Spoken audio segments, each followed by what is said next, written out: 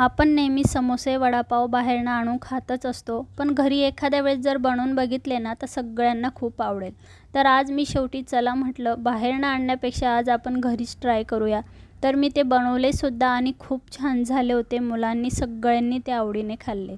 तर मंडळी, हीच रेसिपी आज मी तुमच्यासोबत शेअर करणार आहे। सुरुवात करूया आजच्या व्हिडिओला। मी सुजातास किचनमध्ये आपले खूप खूप मनापासून स्वागत करते। त्यासाठी मी एक मोठा कप भरून मैदा घेतलाय। आता तुमचे मेंबर जेवढे असतील तेवढं तुम्ही त्याचं प्रमाण वाढवू शकतात। मैदा छान चाळणीने चाळून घ्यायचा आहे, कारण की यामध्ये बारीक थोडीशी घाण असली तर ती निघून जाते। यामध्ये आवडीप्रमाणे 2 चिमूट मीठ घेतले। आता मी यामध्ये मोहन टाकणार आहे, पण ते कडकडीत तेलाचं। तुम्ही नॉर्मल तेलाचं सुद्धा टाकू शकतात, पण त्यामुळे काय होतं, समोस्याचं जे वरचं कोटिंग असतं ते नरम पडतं आणि जर तुम्ही असं कडकडीत तेल टाकलं ना तर छान ते कुरकुरीत राहतं। तर यामध्ये थोडासा ओवा टाकला आहे चोळून। त्यानंतर कडकडीत तापलेलं तेल यामध्ये टाकायचं। सुरुवातीला चमच्याने किंवा पळीने हे छान मिक्स करून घ्यायचं। थोडंसं नॉर्मल थंड झालं की मग नंतर आपण त्याला हाताने मळून घेऊया। पीठ आपल्याला जसं आपण नेहमीचं चपातीचं पीठ मळतो तसं मळायचं नाही, अगदी छान थोडंसं सैलसर आणि घट्टसर आपल्याला याचा डो बनवून घ्यायचा आहे।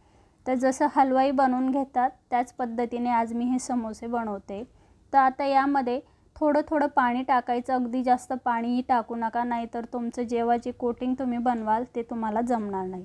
तर अशा पद्धतीने छान थोडं पाणी टाकून मी याचा मस्त असा बघा नरम आणि घट्टसर असा डो बनवून घेत आहे। समोस्याचं जे सारण आपण भरणार आहोत त्यासाठी लागणारा हा थोडासा मसाला आपण दळून घेऊया। त्यासाठी थोडीशी कोथिंबीर, 5 ते 6 लसणाच्या पाकळ्या घेतल्या आहे। आवडीप्रमाणे मिरची घेतली आहे, तिखट असेल कमी जास्त करू शकतात। चवीप्रमाणे मीठ, थोडीशी हळद आणि आल्याचा तुकडा टाकून थोडंसं धणे पावडरसुद्धा आपल्याला यामध्ये टाकायचं आहे। तर छान याचं असं जाडी भरडी चटणी मी दळून घेतली। आता समोस्यासाठी लागणारी ग्रीन चटणीसुद्धा मी सोबतच दळून घेते। त्यासाठी 1 वाटी पुदिना घेतला आहे, 1 वाटी कोथिंबीर घेतलं आहे, त्याचबरोबर 5 ते 6 लसणाच्या पाकळ्या घेतल्या आहेत, 2 चमचे डाळवं घेतले म्हणजे फुटाण्याची डाळ घेतली। त्याचबरोबर यामध्ये 2 चमचे आपलं फ्रेश दही घ्यायचं। अजिबात आंबट नको, नाहीतर तुमची चटणी आंबट लागेल, अजिबात त्याला चवसुद्धा येणार नाही। त्याचबरोबर यामध्ये चवीपुरतं मीठ घ्यायचं आहे। 2 ते 3 हिरव्या मिरच्या घ्यायच्या आहे। जास्त तिखट असल्यामुळे मी 2च घेतलं आहे, तुम्ही आवडीप्रमाणे घेऊ शकता। तर याची पातळसर अशी ग्रीन चटणी आपली तयार झाली। याची रेसिपी मी आधीसुद्धा अपलोड केली आहे, त्याची लिंक मी डिस्क्रिप्शन बॉक्समध्ये दिलेलीच आहे, तो व्हिडिओ तुम्ही बघू शकता। आता 5 ते 6 बटाटे मी उकडून घेतले, मीडियम साईजचे आहेत। तसेच अर्धी वाटी वाटाणासुद्धा मी उकडून घेतला आहे। आता याला स्मॅशरने छान असं जाडं स्मॅश करून घ्यायचे, जास्त बारीकसुद्धा करायचं नाही।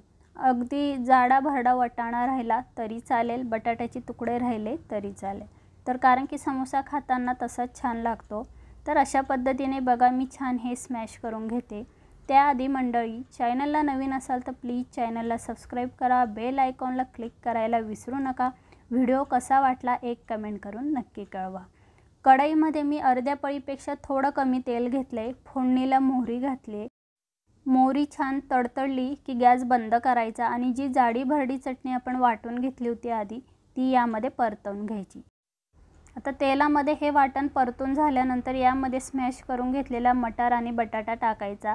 गॅस बंदच ठेवायचा, अजिबात चालू ठेवायचं नाही। तर यामध्ये हाताने, जर थंड असेल तर हाताने हे छान मिक्स करून घ्या, नाहीतर एखाद्या चमच्याने किंवा झाऱ्याने तुम्ही अशा पद्धतीने मिक्स करून घेऊ शकता। तर अशा पद्धतीने कढई गरम होती त्याच्यामुळे मी हे कढईमध्ये छान परतून घेतलं। त्यानंतर एका ताटामध्ये काढून घेतलं, थंड करण्यासाठी ते पसरवून ठेवायचे। आता आपण मळून घेतलेला जो मैद्याचा डो आहे त्याला छान असा नरम करून घेऊया।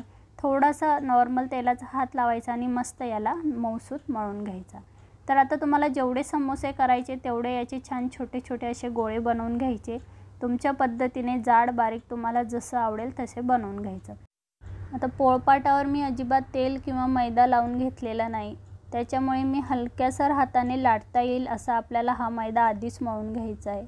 तर अशा पद्धतीने बघा लांबटसर अशी मी याची छान पुरी लाटून घेणार आहे। छान अशा पद्धतीने लाटून झाली की आता समोसे लहान करायचे की मोठे करायचे ती तुमच्यावर डिपेंड आहे, त्याच्यामुळे तुम्ही मोठी लाटून घेतली तरी चालेल।